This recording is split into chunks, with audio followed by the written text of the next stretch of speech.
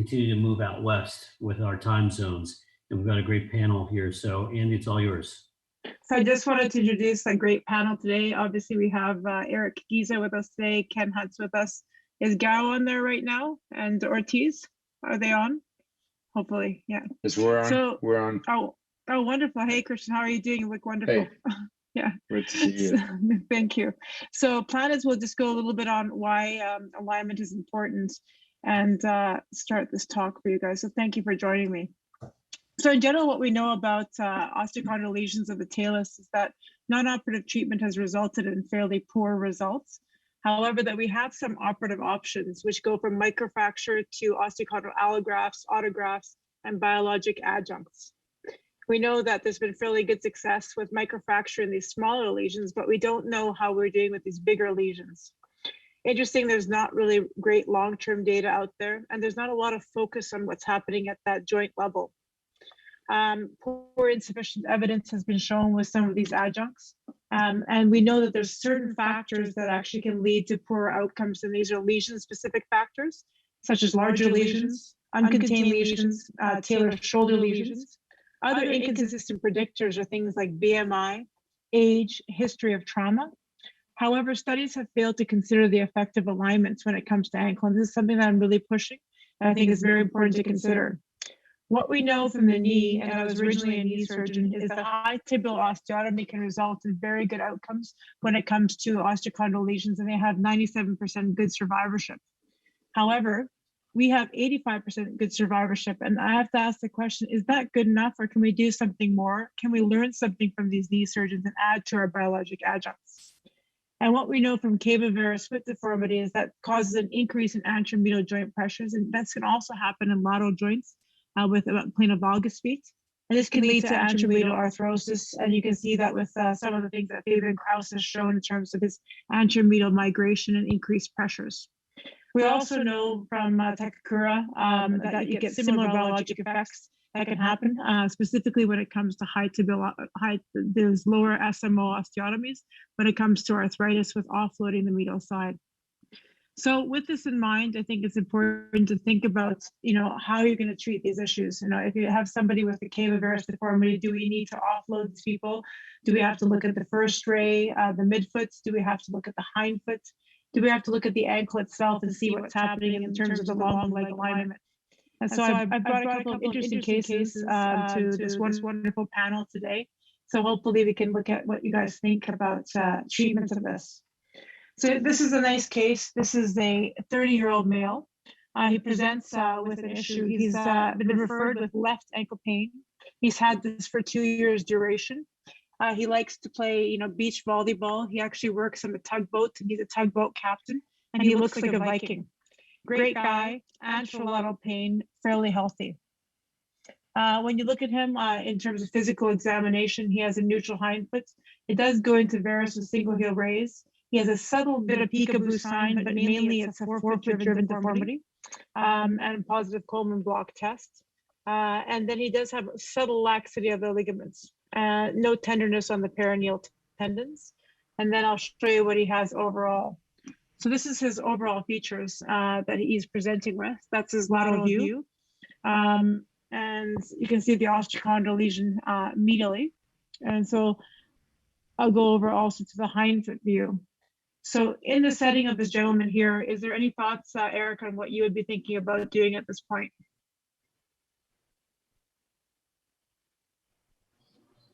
Eric?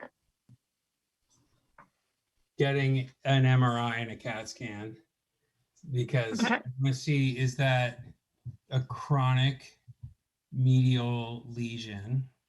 And I like the overall Saltzman view, but at the same time, and he's only 30. So Yeah. the question is he still, a vigorous athlete? What does he have to do? Do we have to treat his lateral instability? Or are we willing to do a lateralizing like a Dwyer or not? Okay. So this is what you sort of see. This is his lateral views in terms of his alignment, in terms of his Mary's angle and calcaneal pitch and arch height. Hindfoot alignment is subtle, but interestingly, with a Coleman block test, does correct.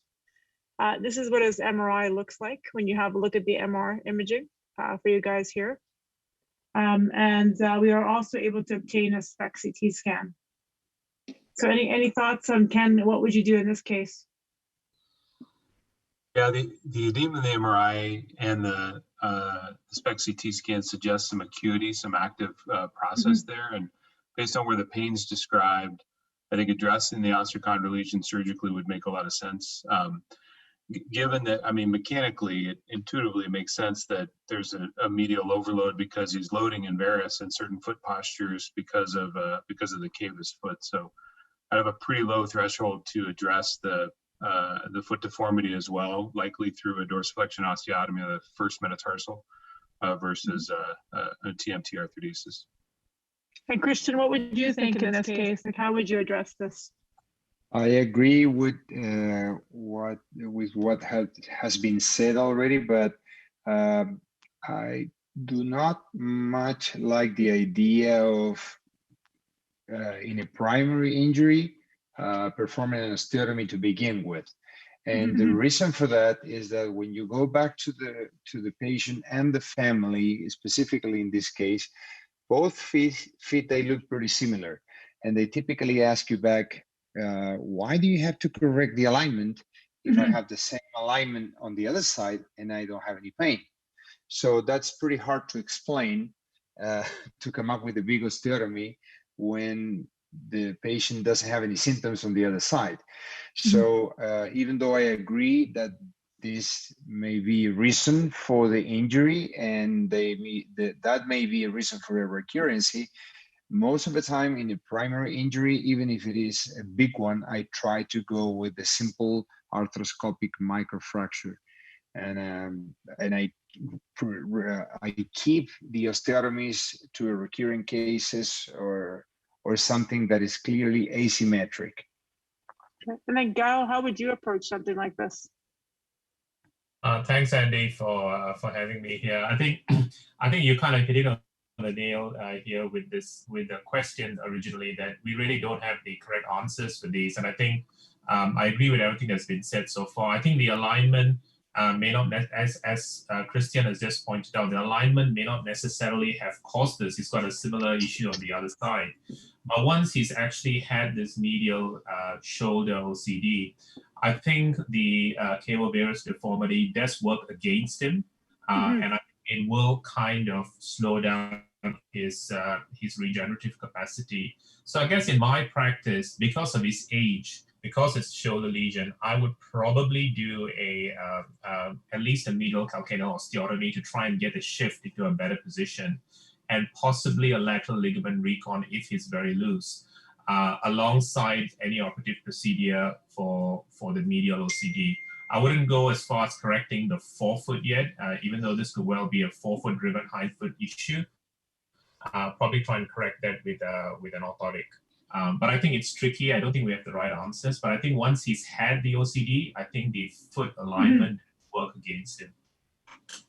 Okay, and then Alistair, if you were to look at these choices that are here, which is A, B, C, and D, ankle scope with OCD debridement microfracture, lateral ligament recon, ankle scope with OCD debridement microfracture, lateral recon with lateralizing slide calcaneal osteotomy, scope OCD microfracture, lateral ligament with a dorsiflexion first, or scope OCD microfracture, lateral ligament, forefoot alignment, and ankle alignment.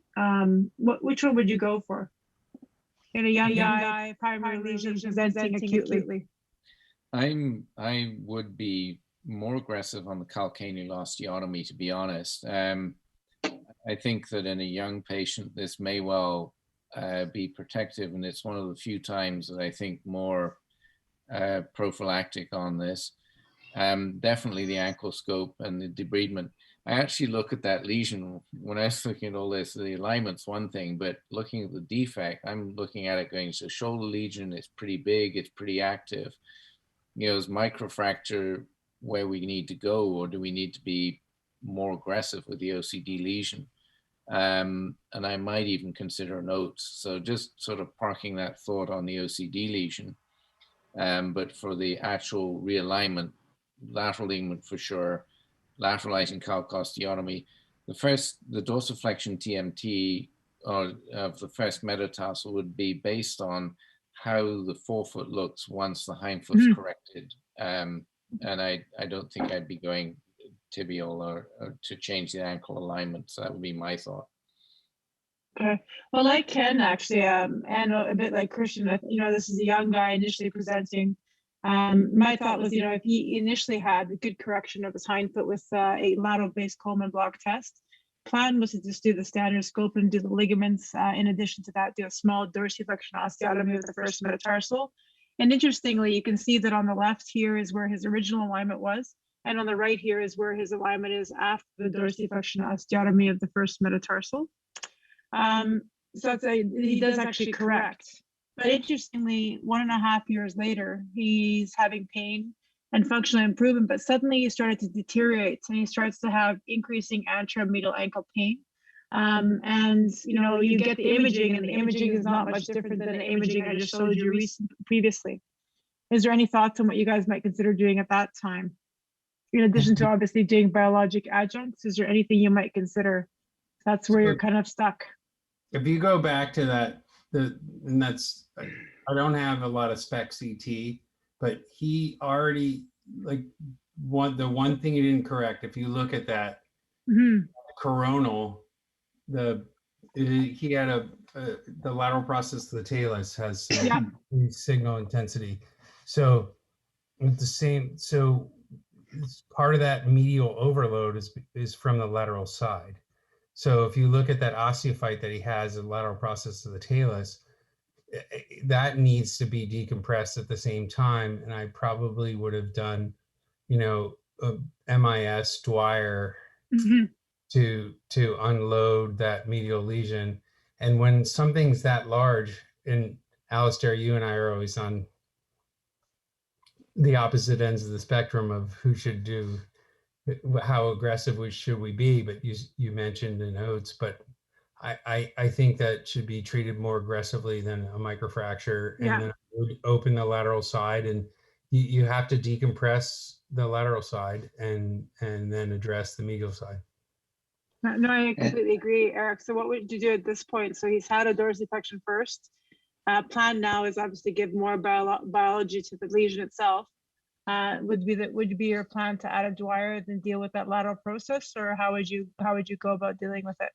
I would, so presumably he probably has some lateral instability, or no? No, that's been treated already. He's had a ligament reconstruction. He's stable now. But at the same time, that's almost blocking the ability to decompress the medial side. So I would probably take off the lateral osteophyte, and then if he's still in pain, you have to address the medial side. I think a CT scan, a regular CT scan would be merited to see whether or not that repair, is still viable, and whether you bone graft that, and then treat it as such. And Ken, is there any thoughts on? Yeah, go ahead. Yeah.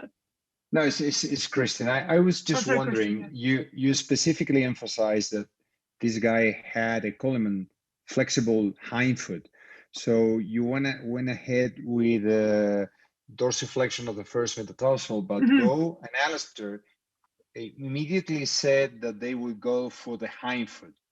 So I was wondering, and Eric said the same. Why would you skip the option of a dorsiflexion of the first metatarsal?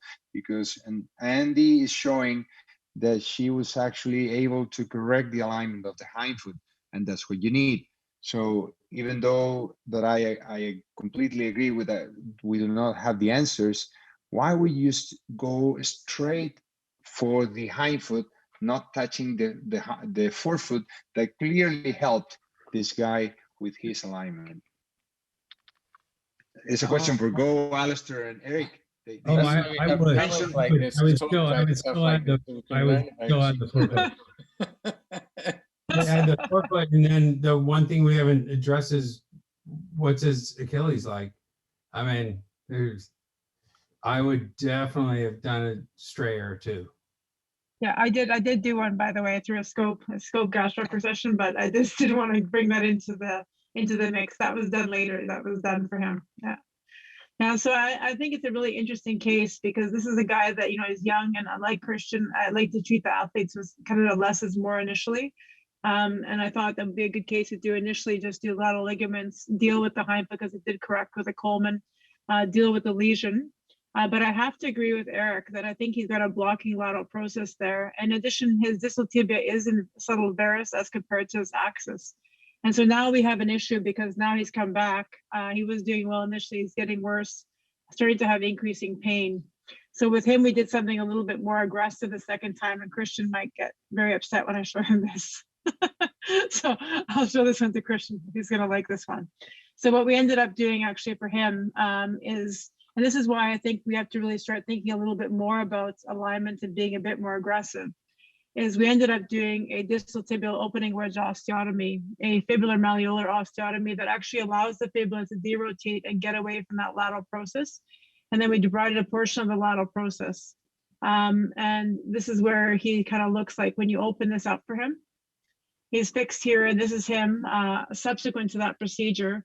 And he's now approximately 4 years out, close to 99% better, doing sports, doing like what do they call dragon boat racing and all the things that he does with a fairly corrected ankle. And we did actually do some sandwich grafting for him too, with kind of an onlay of graft and juvenile cartilage and tissue. So any thoughts on what you guys think about that? Obviously very aggressive. So Cristian, you can start. I think it's great. And I just want to question why not going for the calcaneal bone with the Dwyer osteotomy. I do not have the answer. And in this case, looking at your images, I fully agree that I would go for the supramalleolar osteotomies. I do like them a lot. And I think they move the axis and the pressure. They are more efficient than acting at the calcaneal level. So in this case, after this recurrency, after you corrected the hind foot with your forefoot surgery, I fully agree with you that I would go for the SMO. But I would like to know why everyone else immediately said from the beginning the calcaneal bone, and what do they think now that it failed?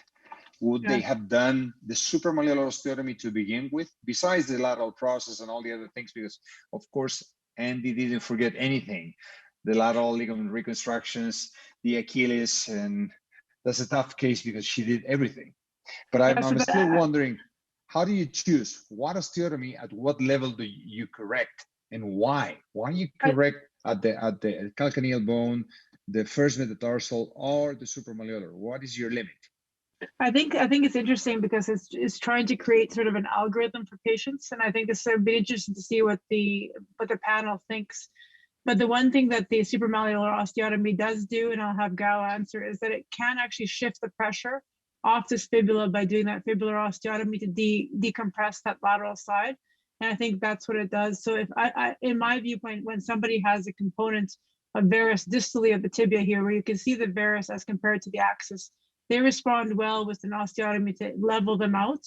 Whereas if somebody has either some valgus of the tibia or they have varus of the hind foot and a neutral tibia, I think they do better with a calcaneal osteotomy. But I'd love to know what Gao thinks.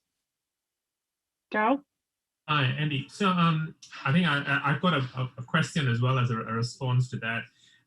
So in this part of the world, at least, we're big fans of the SMO, and I think probably the influence of Korea, Japan, and a lot of the training comes from this part of the world. And I think it's a great operation for correcting mechanical alignment and getting the core right, just as you showed, Andy. I think it's very powerful. I found though in patients who are cavovarus, or even the ones with a subtle cavus foot, the SMO tends to correct the axis very well, but the patients don't tend to like it. And I don't know whether that's because they've been walking like that for the longest time, and I just come and swing the foot back into what I think is radiologically really sound, but actually clinically they just don't like it. And so my question is going to be, did your patient find that walking was a bit awkward, especially after having done the first metatarsal osteotomy or not? And then kind of responding to Cristian's question, I think, Cristian, my answer to that, and this is not evidence-based at all, it's just experience. The SMO is very powerful, but it just gives these cable-varus patients the kind of feeling that their walking is no more normal. And for that reason, I would do the calcaneal osteotomy as my kind of salvage osteotomy rather than the SMO. But like I said, I have no evidence for that statement. And Ken, what do you think? Yeah, I think you have a very nice correction here. I agree with what Gao said. I don't, in an elite level athlete, I don't have a personal track record for SMOs or calcaneal osteotomies. And so for that reason, I have a pretty high threshold. I like the mechanical concept, assuming that this was a mechanical recurrence of the OCD and not strictly biologic, although you address both. So I like the metatarsal osteotomy because I have experience with that in athletes. I get nervous about the SMO for the reasons stated in an athlete, but the correction is great and it sounds like it helped. But that's why when we did the first correction, we did the first MET first as the first go-to. Because I think in an athlete, you want to sort of do less is more. You don't want to be changing their entire gaits entirely because I think it will change the way they play the game. And a lot of these guys are really good athletes because they have a component of cable varus. So here's another one. Andy, this just is, before you finish that, sorry. I just want to revisit the calcaneal osteotomy because now that we've been through the case, if we'd actually gone to the calcaneal osteotomy at the beginning, it could have ended up badly for two reasons. One is that lateral impingement would have been made worse if you'd done a lateralizing calc osteotomy. Yeah, that's and the other point. is when you look at the CT, patient's got a block-shaped talus, and it kind of points the heel medial. So your tibial osteotomy was actually a really smart choice when you look back at that and think back on it, because it corrects that without creating that trouble. The challenge is getting it right.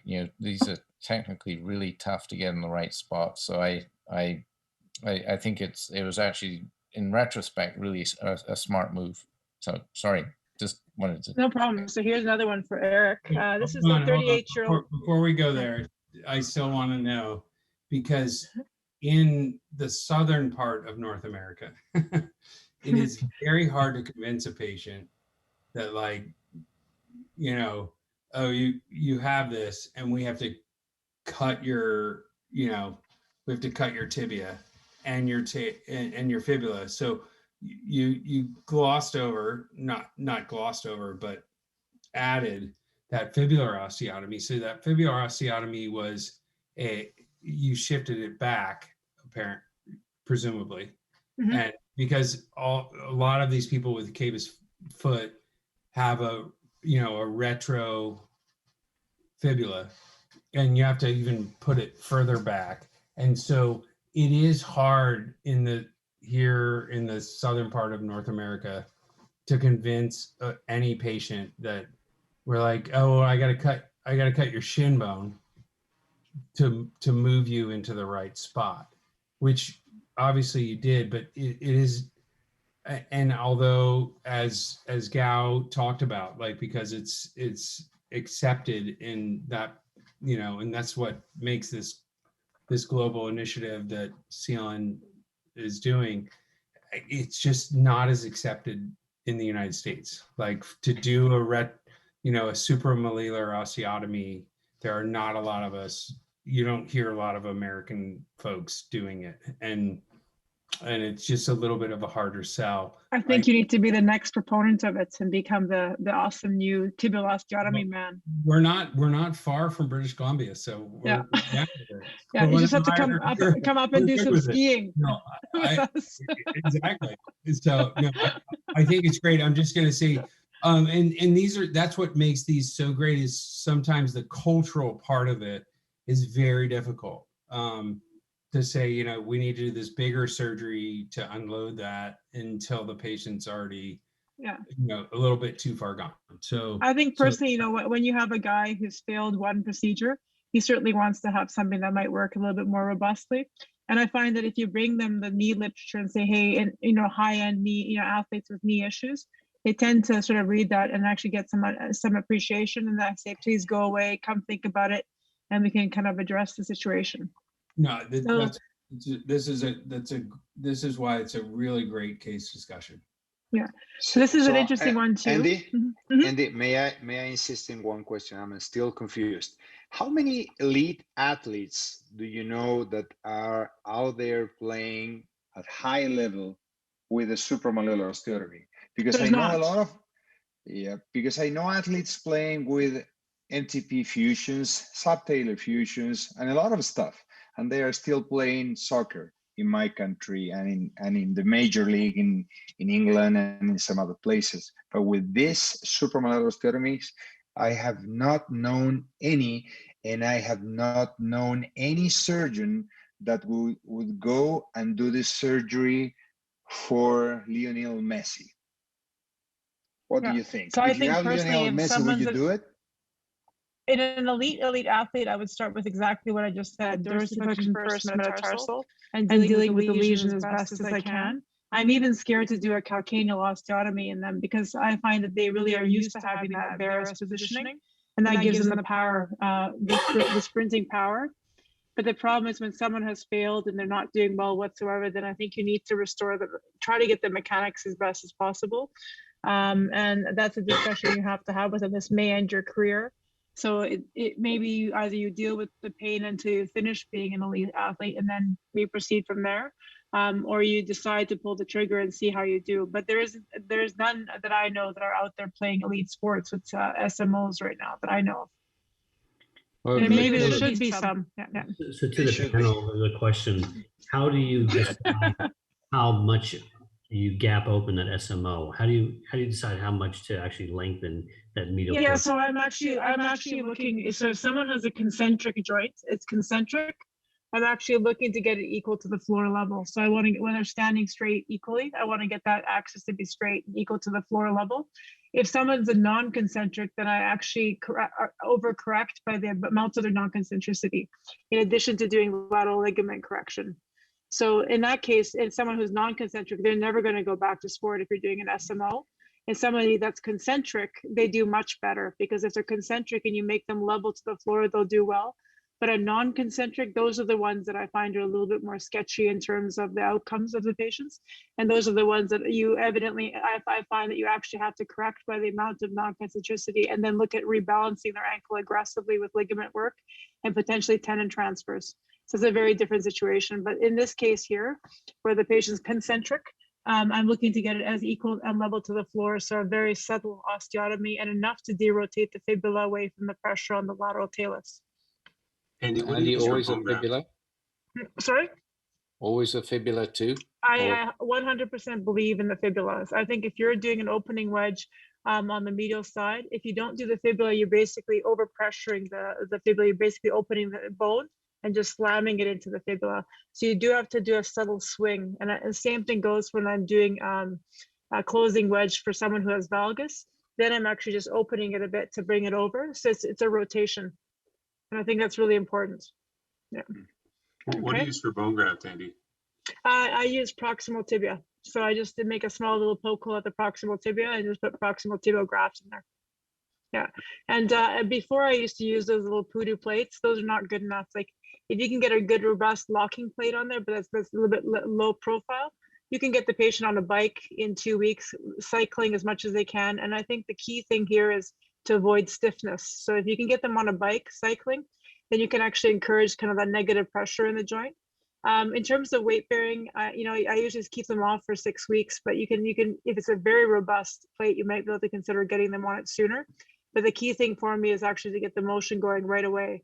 If you don't get the motion going right away and you immobilize them, they're going to get stiff and then they're not going to play their sports. Okay. And this is in people that are not elite athletes. These are kind of like the weekend warriors like me, Cristian, those people. I love the aggressive rehabilitation. I'm in the same bus. Just a quick So comment. here's another one here. This is a 38-year-old female. She's not a elite athlete. She just likes to go out and play some sports, do some golfing and these sorts of things. And she has this osteochondral lesion that you can see here. She's previously had a microfracture, some form of grafting in the past. That's what her alignment sort of looks like right now. She has a hindfoot varus. You can see that she has a little bit of elevated arch, dorsal osteophytes on the talar neck. This is what her imaging looks like. So this is actually her imaging that was done, CT scan that was done. And I'll just keep going. So in summary, this is the person who has a calavarus foot, cystic large lesion of the OCL. It was previously microfractured without good results. Any thoughts on what you guys would do in this case? And I'm going to go to Eric on this one. Well, there's no surprise that microfracture didn't work. Yeah. And when you really look at that hindfoot view, it's not absurd. Like, her joint's still congruent. At the end of the day, it just needed more than a microfracture. And when, you know, so it's a cystic lesion, probably calc bone grafting, and then some type of biologic or autologic. She's got anterior osteophytes, you know, et cetera, that need to be taken care of. But at the end of the day, I think this is one that could be a standard microfracture. And I'm assuming she doesn't have lateral instability. No, she doesn't have lateral instability, but definitely stands in varus and has an increased arch height and an increased Mary's angle. I mean, but I wouldn't address the Mears angle's not any more than 16 degrees.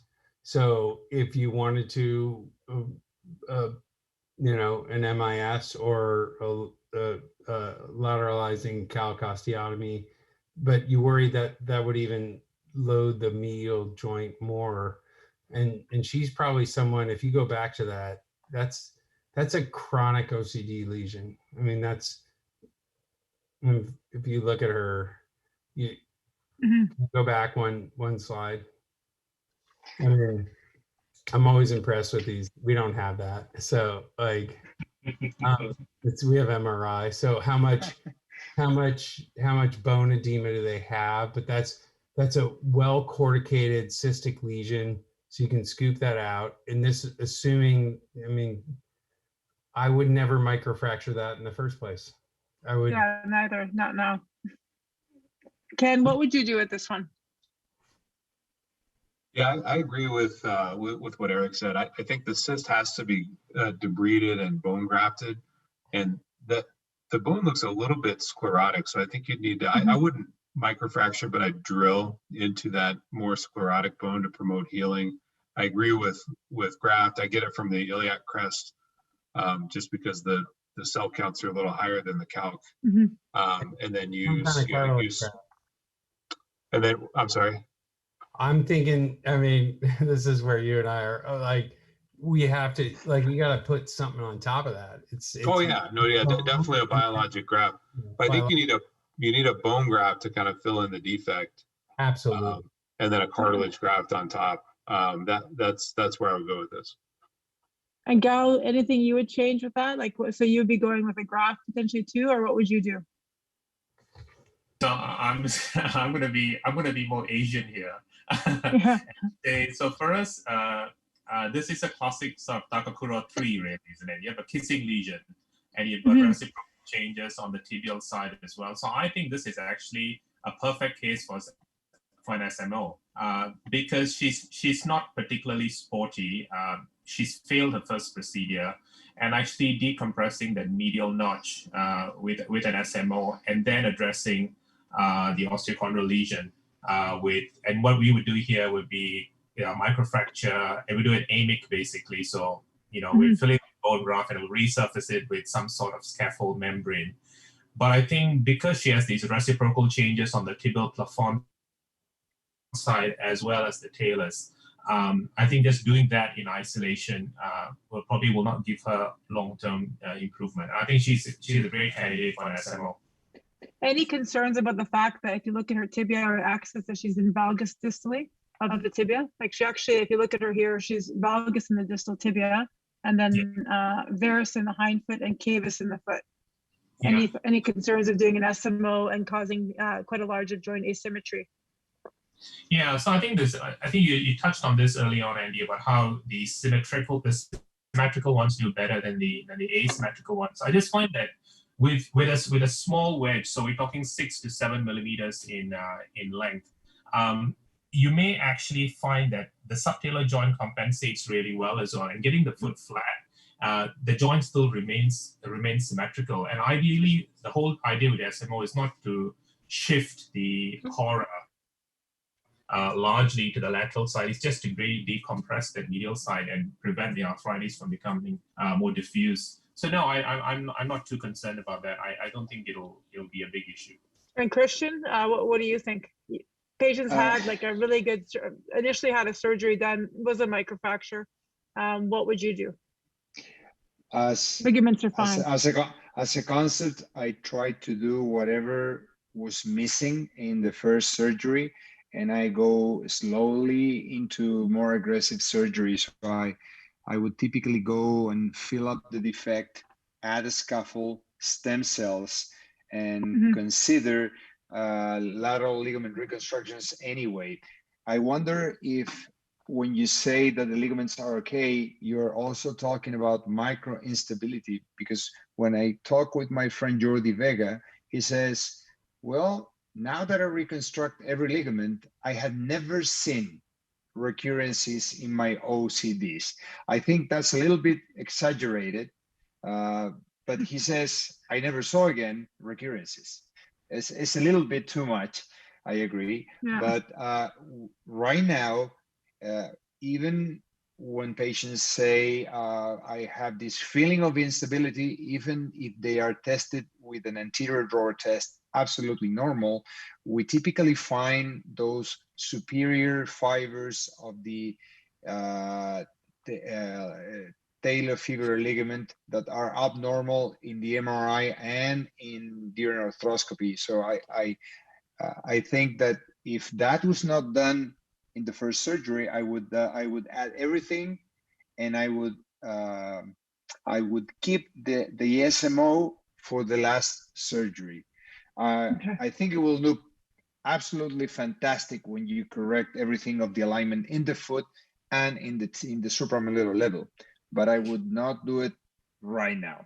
It's just okay, and then no problem. And Alistair, would this be one that you would put an oats in, or would this be one that you would do something else with? I would oats this, and I the alignment is tough on this because you got again because the joint line is into valgus. Now it's a bit weird because when you get your calcaneal axial view, it does actually look a little bit varus, but when you get that standing AP view, it does look valgus. I'm not quite sure. It does seem to me like the joint line is pointing lateral, which means the talus has to be seriously angled medially to create that hindfoot varus. And so, I'm not sure if a calc osteotomy is going to help you or not. I mean, if it existed, we almost need a closing wedge talar osteotomy to correct this. And a calc osteotomy may give you, significant trouble because you're moving the heel over, but the shape of the talus won't allow you to really correct the hindfoot position. So I'd probably come back and reassess the ligament, scope the joint, clean out all the osteophytes, and then I'd be doing an oats on this to deal with the bone and cartilage defect. I've listened to John Kennedy talk about this so many times, and he's done so much good science on it that I go oats on it. Yeah. So it's a great discussion for everybody. From my perspective, I think that you need to add biology for sure. It's a cystic lesion. This is not one that you would microfracture. It's one that you have to add bone and likely some cartilage cover, whether that be oats or sandwich or whatever works for you. And I think in the setting of somebody who has questionable alignment like this, that's failed a lesion and that you're using biology in, I do like to get a neutral foot. So what we ended up doing in this case here was we did a lateralizing slide calcaneal osteotomy. dorsiflexion osteotomy of the first metatarsal, and then scope the lesion. Interestingly enough, as you know, you get in there, it looks okay when you get in. You deal with the dorsal cam lesion, you deal with the distal tibial osteophytes with the scope, and then that's dealing with the dorsal cam lesion there. You get that down just like metamodillotomy, that gets down. And then you make your way down and deal with the tibia itself. So you've taken down the tibia, and that gets you to what you can see here. And that gives you that fibrocartilage that's sitting over that lesion. And very easily, if you just play with the fibrocartilage, you can kind of elevate that fibrocartilage up. And you end up getting this appearance. And then if you look further, you can actually see that there's a cyst further in the back of that lesion. And so that's what that lesion actually looks like when you get to it, where you actually have a lesion in the back that actually goes to a cystic cavity. You've dealt with the dorsal cam lesion, you've dealt with the distal tibial type spurs that are there. Then I think you need to consider, and this depends on how you do, but I think you need to consider adding some biology. In this case, we used the graft mixed with a little bit of augment, and then packed the graft in, used TisSeal, and then added whatever works for you in general. But in this case, I just did sandwich grafting, where we just did some TisSeal. There's the bed for the TisSeal, added some juvenile cartilage on top. And then in the end, that's what you have with the TisSeal over. So I think that I think that all of us are kind of agreeing that we need to add some better biology. The question really is it too much to do the alignment or not? Does it improve the situation? And in this situation, the patient's actually doing, did actually very well subsequent to this. So did they do well because we added the biology, or did they do well because we realigned the foot? And that's a big question to ask. And I don't think we have enough knowledge about that or information about that. So that's where this case went. So what are you guys' thoughts on that in the end? And quick comment. The end is that the patient comes back to your clinic and says, "I'm doing okay." But, yeah, but why are they doing okay? I know, which is what we all want, because you're like, you come back and you're like, "Oh my God." I mean, it's great to be at a conference and you're like, "Oh, this is great," but then you're like, "Oh, you're at 6 months. Are you doing well?" But I'm with Cristian and the whole concept with Jordy on whether if you go back to that original lesion, micro instability. I mean, no, I agree that micro instability. I've become much more aggressive with ligament stuff now, with ligament reconstruction and dealing with micro instability. I completely agree with that. But so I think there's so many things I can add, right? I was glad to see some juvenile cartilage going in, because that's one of my favorite things. We knew that. Quick comment about the augment, because or platelet-derived growth factor, and biologics in general. Actually, in this situation, when we use augment, it's designed to work on bone. It's there to stimulate bone healing. But when you got an OCD, you've actually got 3 target tissues. You've got bone, you've got cartilage, and you've got synovium. And platelet-derived growth factor is an inflammatory mediator in rheumatoid arthritis and synovium. And so you can't contain that augment just down the hole. So, technically speaking, when you start putting augment into a hole like this and it starts affecting cartilage and synovium, you've really got a bit of an off-label use.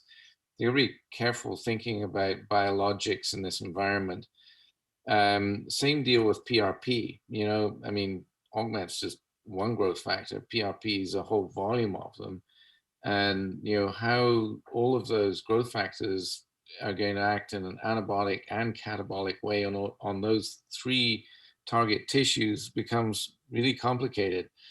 And so I go back to my oats, because it's Alistair, I mean, I couldn't agree with you more. I mean, of all the years of doing this and looking at these studies that have or haven't come to pass, particularly with the juvenile cartilage, it never aligned itself, right? So then there was this Macy and Macy actually at least puts the different levels and creates a new calcium cartilage layer and what have you.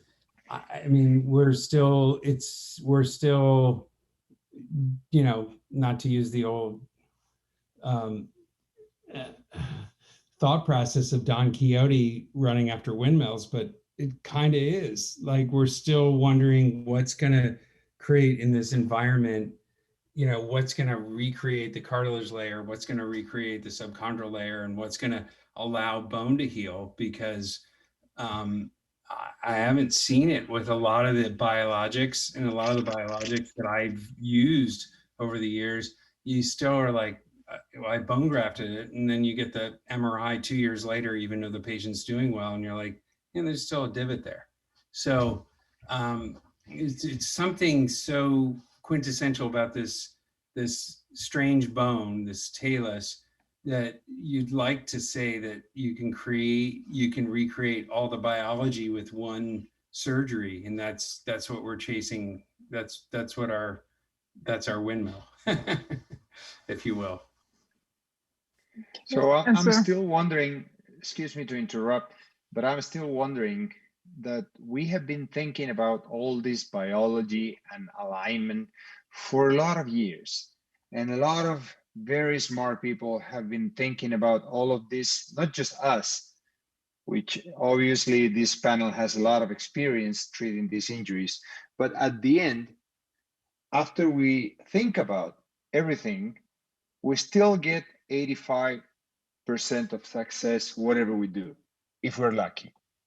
So I always wonder, do we need to run into a more aggressive surgery with comorbidities?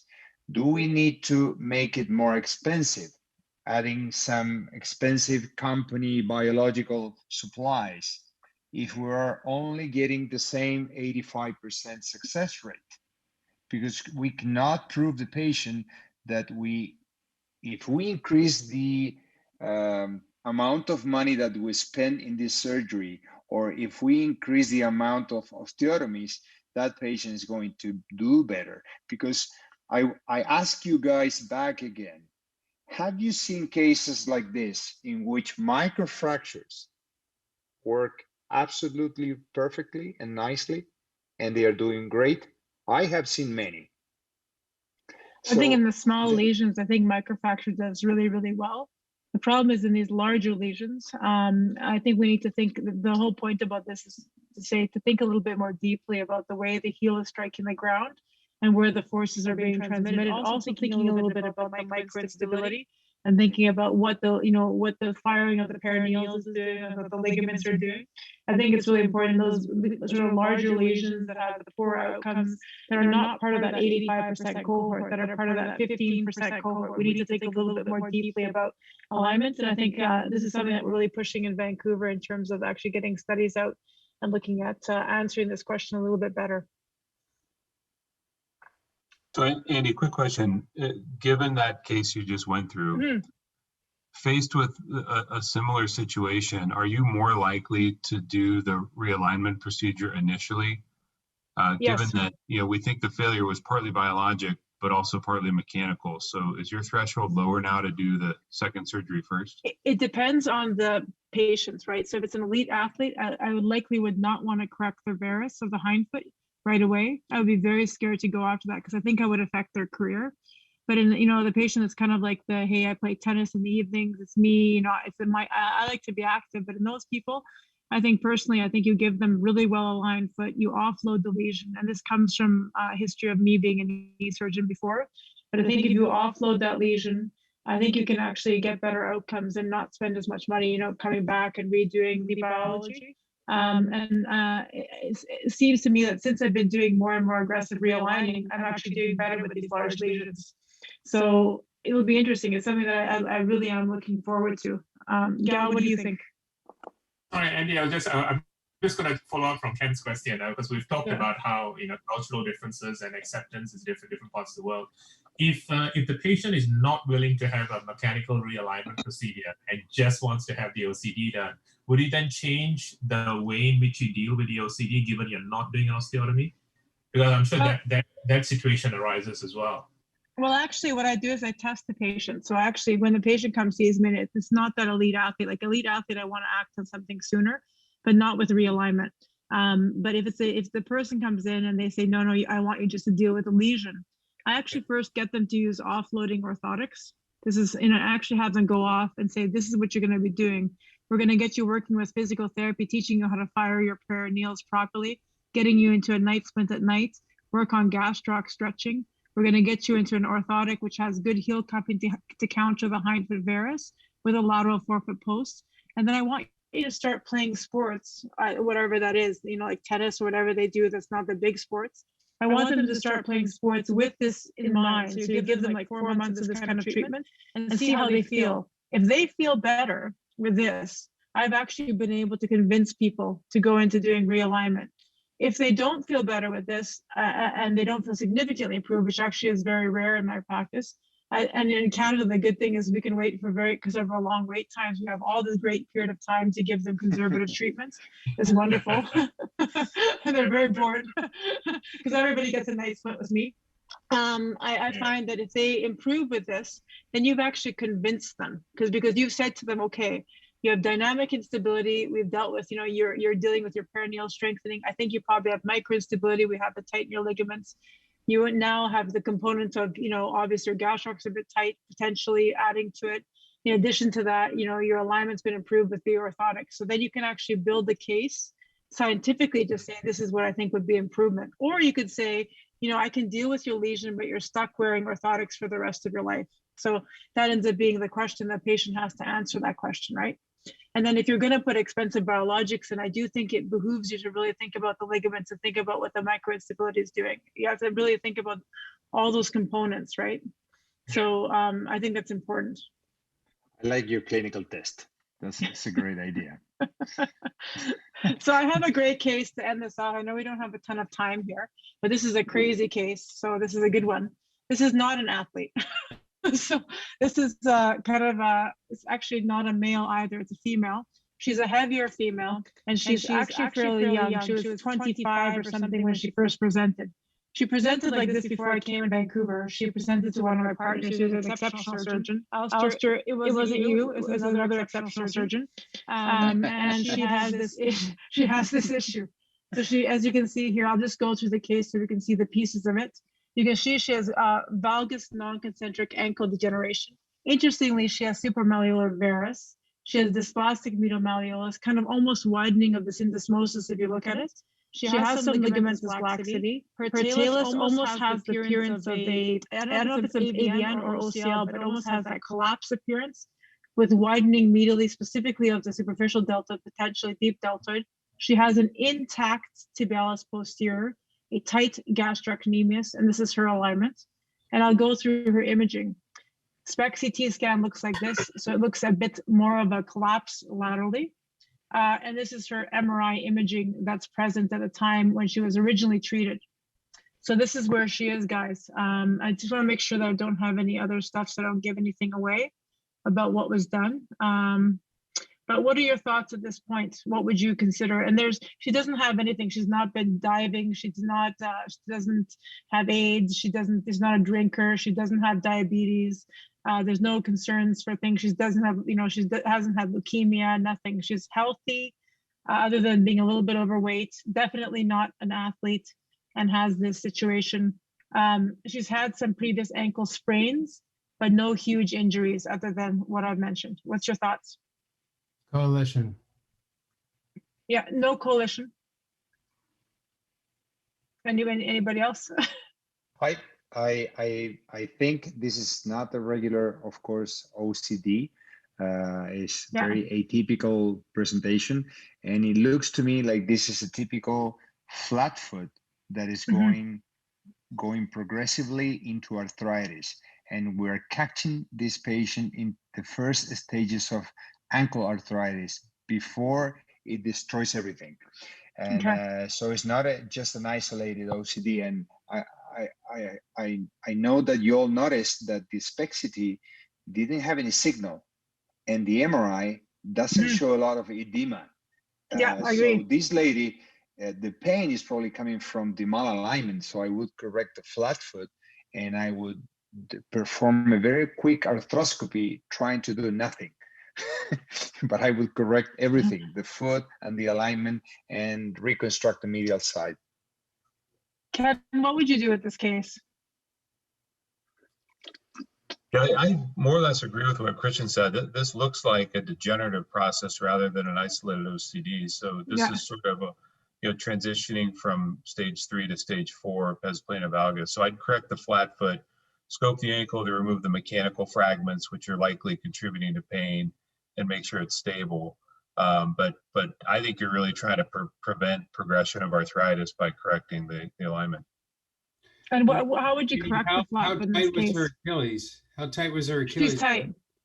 And you So can she's a positive. So it's not you already purely her started to Achilles, but get it's a silver spoke. the lateral process of the talus is already starting to create this edema thing at Miri's angle, like in the calcaneus. So she's gonna, if you went another 3 years, she'd come to you with lateral ankle pain. Yeah, I agree. Yeah. So she presents with lateral ankle pain. She's actually sinus tarsi pain, lateral ankle pain. It wasn't very fully clear. So at that time, what was done was a calcaneal osteotomy by my partner, and they did a deltoid, some form of deltoid reconstruction. And that's where she was, right? And then she comes to see you. She hears you're the new surgeon in town. You're coming in now. And she's now presenting with this. So she's had her, she did fairly well. And now she's starting to get that signal that Cristian mentioned in her lateral talus. And this is what her new alignments is looking like. And she's young, guys. She's in her 20s. I know it's not an OCL case. I breezed through the other ones just because of the minimal time, because they have some similar talks to what we were saying. But this is an interesting case. So how would you guys deal with this now? I think you got to correct the forefoot varus. 30 seconds left, Andy. Yeah, got it. So quick ones, guys. Just tell me what you think, all of you. You got to correct the forefoot varus. Okay, Alistair? Same, NC fusion, correct forefoot. Same Joe? for me. Yeah, I agree. I think this is a foot realignment requirement. Okay, Absolutely. Giza? A foot realignment, but somebody do a strayer on that, please. Yeah. Okay. Of course.